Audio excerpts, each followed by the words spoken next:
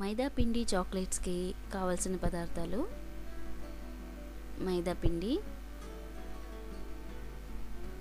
Cornflour, ఉప్పు,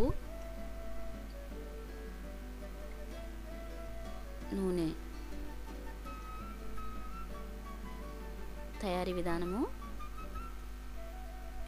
ముందుగా మైదా పిండిలో కొద్దిగా కార్న్ఫ్లోరు, ఉప్పు వేసి కొన్ని నీళ్లు పోసి పూరీ పిండిలాగా కలుపుకోండి.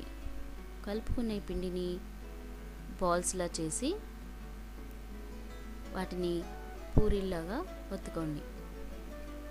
ఆ తర్వాత దాన్ని నిలువుగాను మరియు అడ్డంగాను చీలికలుగా చీల్చండి.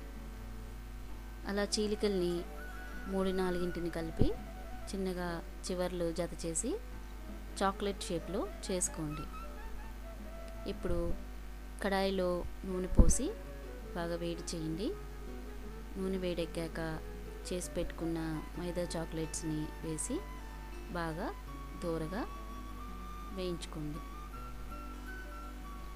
వాటిల్లో ఉప్పు కారం కూడా కావాలంటే చల్లుకొని వేడిగా సర్వ్ చేసుకోండి.